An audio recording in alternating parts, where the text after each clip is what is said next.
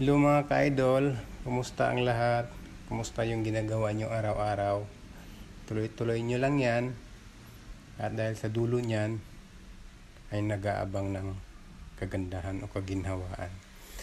Ayun guys, dito naman tayo sa konting update ng ating na ginagawa. Yan ay nalagyan na ng looping yung nasa bintana. Ayan, medyo nagtatouch up na sila sa mga kanto-kantuhan.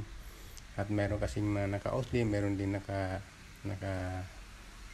medyo malalim.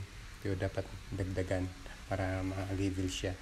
At yun, yung isa naman ay hindi pa nabaklas sa may bandang silangan. Ayan, tatanggalin yan after nila na mag-touch up ng mga kantuhan. So ayan, nagkaroon na ng buhay. Maganda na sa mata.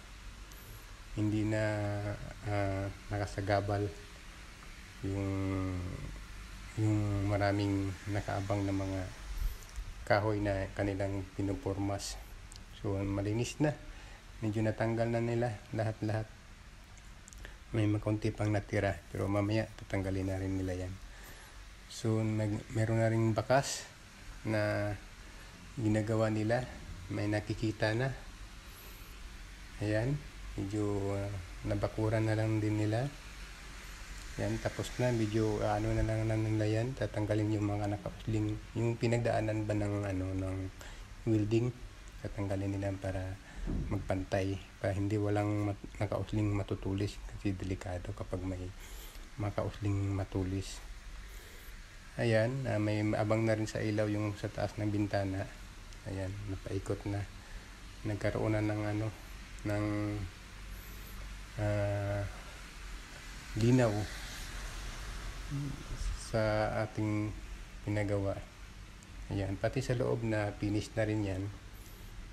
Ayan, medyo konti na lang, konting angat pa para mabuo na.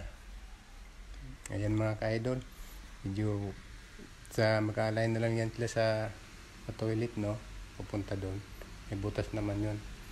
Baka susunod nila gagawin, baka yun na lang titirahin nila. May minto pa namang natira at talagang tatapusin natin nila by